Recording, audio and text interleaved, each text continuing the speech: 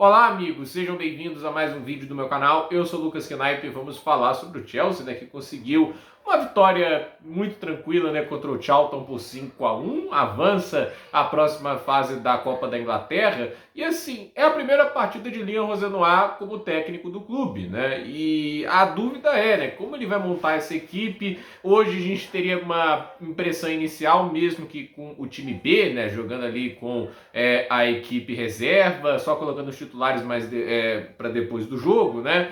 E eu achei assim, tipo, nada de muito diferente do que o Maresca vinha fazendo, né? A ideia também dos laterais invertidos, assim, não foi alterada a priori, pelo menos, né? Eu acho que eles jogaram um pouquinho mais, sim, pelo lado, mas assim, quando tinham oportunidades, tanto o Jorel Hatton e o Josh Achiapong, eles faziam essa função de ir um pouco para lateral, né? Eu gosto de ver mais o Achiapong sendo usado como lateral. Eu acho assim, como zagueiro, ok, tudo bem, pode ser utilizado, até porque é assim, como zagueiro eu posso confiar mais nele do que no Badiashile, por exemplo, e do que o Tosin Adrabiou. Eu acho que ele é um jogador mais talentoso para desarmar, esse tipo de coisa. Hoje o Tosin deu conta, né? Nesse tipo de jogo o Tosin dá conta, foi lá, ele conseguiu fazer uma boa atuação, mas a verdade é que, assim, o jogo era de obrigação para o Chelsea ganhar e o Chelsea fez assim, né? O Jorel Hatton fez uma boa partida, marcou um golaço e no segundo tempo, como era de se imaginar, soberania física, né? Tipo, o Chelsea, os jogadores jogam numa marcha, numa intensidade muito mais alta do que times de divisão inferior.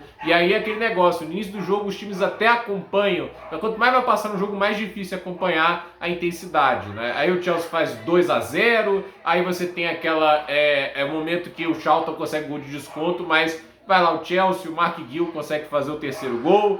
Aí a gente tem o quarto gol do Pedro Neto, a partir do momento que entra o Estevão, o Enzo Fernandes, né? E um belo gol do Pedro Neto. E de novo exaltando aqui o Enzo Fernandes, né? Dá assistência pro gol do Pedro Neto, marcou de pênalti também, mas duas participações em gol para o meio-campista argentino, que para mim é uma peça fundamental. Mas o Estevão entrou muito bem em campo, ele participou bem das jogadas, ele sofre o pênalti que o Enzo Fernandes vai lá e converte, né? E assim, eu pessoalmente, né, eu tô cansado de ver o Garnacho titular, qualquer tipo de improvisação, né, porque o auxiliar até tentou na última partida colocar o Palmer na ponta, aí ele colocou o Pedro Neto no outro lado. Eu prefiro improvisar o Estevão no lado esquerdo do que o Pedro Neto, né. Se é pra jogar o Palmer pra ponta, pode colocar o Estevão de 10, né, já que ele tanto falaram, né, dessa ideia de jogar como 10, etc, né, embora para mim, o Estevão, ele tem o clássico perfil de um ponta, capacidade de drible, velocidade pelos lados. Ele é tão bom que ele funciona em quase qualquer posição, mas nada justifica ele estar no banco pro Garnacho, né? Tipo, porque, assim, o Jamie Gittens hoje, né, ele teve lá suas dificuldades, ele não estava jogando na função dele, vale lembrar, ele é um ponto esquerdo e jogou pelo lado direito. Ele ainda jogou direito, ele tentou alguma coisa, ainda fez, assim, não acho grande coisa, mas ele tentou algo pelo menos, né? Eu acho que ele é um jogador muito mais cru do que o próprio Garnacho, mas eu acho que ele tem mais talento. Agora, me incomoda um pouco do Garnacho. Eu sei que me deixa te falar que no lance do gol do Gil, ele faz a jogada pelo corredor, né? E ele faz a bola pro chute do Bonamonte, que no rebote acaba sendo o gol do Gil. Então ele tem uma participação naquele gol, ok, mas me incomoda como ele é ruim no 1 contra 1, né? Isso não é uma coisa que era inesperado, porque ele já tinha uma das piores taxas de conversão de drible da Premier League quando jogava no United, né? E agora ele tem a pior taxa de conversão de drible da Premier League jogando pelo Chelsea, porque ele não é um bom driblador. E, assim, ele parece não ter ciência disso, porque é um grande problema, mas mais do que isso, ele insiste demais em algo que não é bom. Porque se o cara não ponta, tem ciência que essa não é a qualidade dele, aí ele aposta em outras coisas, ok, entende, né? Um jogador que joga com inteligência, a gente sempre valoriza. Mas não é o caso ali, por exemplo, do Garnacho. Eu já vi jogadores que tecnicamente não são nada demais, mas conseguiam grandes produções porque eram inteligentes. Para mim, o melhor exemplo é o Ciro Immobile. O Ciro Immobile não é um centroavante que ninguém vai lembrar pela técnica, por ter uma habilidade extraordinária. É um cara inteligente, é um cara que sabia se posicionar, era um cara que sabia o momento certo para fazer um chute ou passar a bola. Por isso que o cara conseguiu igualar o recorde de gols do Higuaín, né? Tipo, parece estranho, né? Que o Ciro Immobile, ele tem ali hoje, tipo, o mesmo número de gols que o Higuaín teve. Se não me engano, o Ciro Immobile ganhou chuteira de ouro também, né? Tem esse tipo de coisa, né?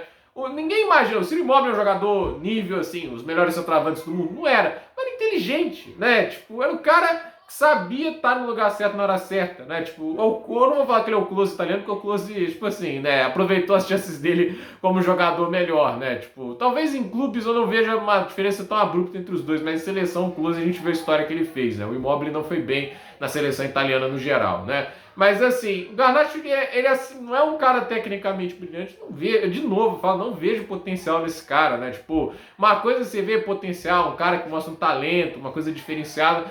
O Xavi Simons pode não estar brilhando no Tottenham, a temporada dele não é boa, né? Mas ele já mostrou coisa diferenciada no Leipzig, né? Ele já mostrou isso também no Ajax. Você viu um jogador que tinha um potencial gigante lá. Ele tem potencial que ainda não se concretizou em realidade, né? E o Garnacho até agora eu não vi esse potencial, nada. Assim. E ele não faltou tempo de jogo e não faltou estar adaptado ao contexto. Ele já joga na Premier League há muito tempo, a gente já viu ele como titular por muito tempo, já sabe o que ele é como jogador e, sinceramente, é assim, de novo, né? Eu não entendo por que tanto hype, tanto foco na contratação desse atleta. Sério mesmo. Ele e o Delap, pra mim, né? Eu, de novo, aqui reitero. Pra mim, eu, no Chelsea, preferia que apostasse no Guiu, do que ele é mais jovem. Se você quer um cara jovem, cru, pra fazer a posição de centroavante, você não precisava contratar o Delap. Dá essa posição pro Guiu, então, é. É a mesma coisa. Até porque, se bobear, o Guiu talvez tenha mais participação para gols nessa temporada do que o Delap. Então, vamos ver aí o que acontece. 5-1. Boa atuação ali no segundo tempo para o Chelsea, primeiro tempo mais ou menos, mas vai lembrar, técnico novo, quero ver mais a fundo as próximas partidas, como que ele vai escalar esse time, a forma de jogar, acho que pouco a pouco ele vai fazer ajustes mais agressivos, mas há de se saltar assim, né? Sem mudanças drásticas, sem tentar fazer um choque muito grande, uma transição mais suave, isso já mostra um cara inteligente ali para tentar maximizar os resultados, fazendo ajustes pequenos e tentando ali endireitar um pouco o time, que está numa posição sensível, né? Tem boas chances de voltar para o top 4, mas precisa, né, tipo assim, evitar tropeços, né, e não pode, assim, ficar muito preso na identidade do Maresca, porque é um outro técnico, ao mesmo tempo, assim, tá no meio da temporada, muito difícil você trazer uma identidade nova no instalar de dedos. Então o trabalho do Rosenoir não é fácil, mas é aquele negócio, ele pode, quem sabe, né, extrair aí um trabalho interessante, e é o que o Chelsea se ancora no momento, e vamos ver se terá algum tipo de sucesso. Ao que tudo indica, sem reforços para janeiro, é a notícia que sai do David Ornstein, tudo indica um janeiro muito parado do Chelsea, não que seja a situação ideal, mas é a situação que a diretoria entrega, porque para eles esse elenco é o bastante, né? Para eles contrataram jogadores maravilhosos na figura do Garnacho, do Delap, e se eles não extraírem os técnicos, extrair o futebol do Garnacho e do Delap, a culpa é deles, não dos jogadores e as suas qualidades técnicas. Então, gente, por esse vídeo é isso, dúvida nos comentários, deixe seu like, se inscreva no canal, compartilhe esse vídeo e até o próximo vídeo.